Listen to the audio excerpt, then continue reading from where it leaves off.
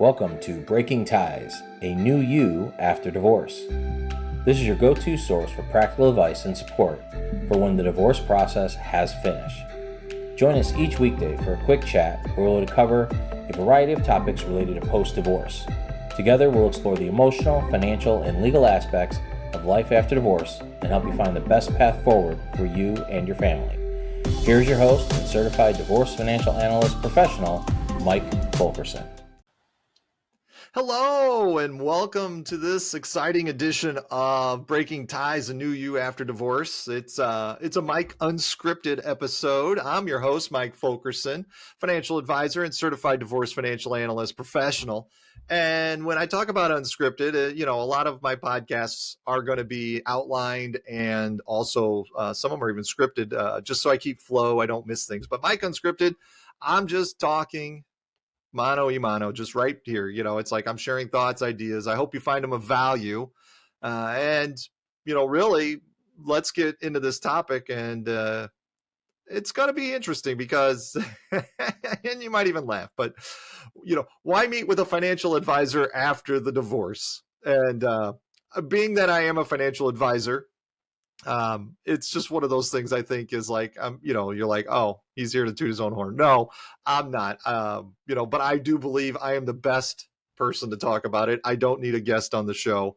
I've been, a financial advisor for over 20 years, seen a lot, done a lot with clients and stuff. So I think I got some relatively good objective, insight into whether or not, you would want to meet with a financial advisor. And the first thing I will tell you is you don't have to. Finances are finances. You can do them yourself if that's your thing.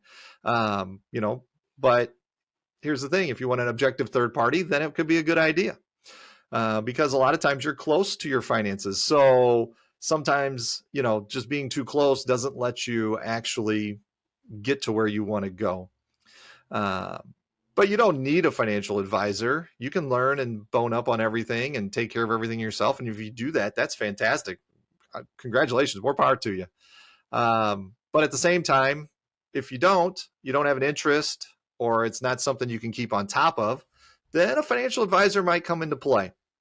And that's just really on getting the organized side of things, understanding your place right after the divorce. Now, where a financial advisor also can help more long-term would be things like retirement, doing a forecast, figuring out what you need to save, how much. I mean, you got new goals, you're divorced. So now your retirement goal is your retirement goal. And you may have split an account with your ex, that now you have more assets to manage and you just don't know how to do it, or you're not familiar with it, or you're uncomfortable and you don't want to. All those are good reasons to work with a financial advisor.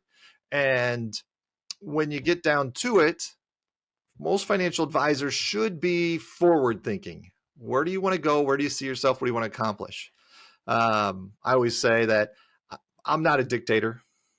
You got your goals. I'm not a dictator to tell you what you have to do. My goal is to inform you so you can make smart choices. And by you making the smart choices, we're a team. I'm not here to say you can't spend that or anything else.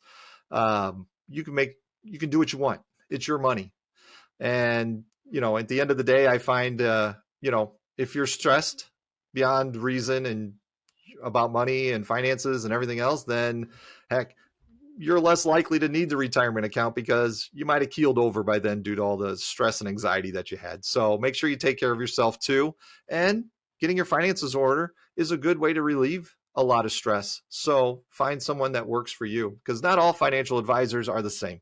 They have different ways of doing things, approaches, ways of teaching, different ways that they manage funds. So, finding the right advisor is a good partnership, someone you can be comfortable with, who will communicate with you, teach you in a style that works for you, and also brings strategies and ideas to the table.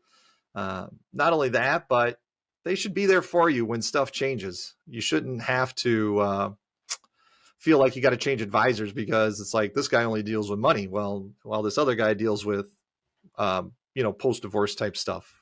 I would hope that your financial advisor is well-rounded enough to help you through all the processes. But if not, a change might be in order. or it was your ex-spouse's financial advisor. You may want a different financial advisor for that. All in all, the government's always changing tax laws, always changing estate laws, things like that. So a financial advisor could be key to helping you keep on top of things. If you had life insurance with the divorce settlement agreement, the marriage settlement agreement, that needs to be put in place to protect spousal maintenance or child support, a financial advisor can often help you with that as well, as long as they're, licensed in that area. So there really is a lot of ways the financial advisor can assist you. And so if you have more questions on it or something that I didn't cover, feel free to reach out to me. My contact information's in the description. I'd like to thank you for joining me on this episode of Mike Unscripted and the Breaking Ties, a New You After Divorce. And, should you need help, find the help. If it's not me, I'm a big proponent of anybody. Just find someone who works for you. Divorce is not the end of your story. As you and I already know, it's the start of your next great chapter. And with that, have a great day. We want to thank you for listening to this episode of Breaking Ties, a New You After Divorce with Mike Fulkerson. For questions, please reach out to Mike via email in the description or give him a shout at 630-444-1410. Remember to subscribe, like, and follow.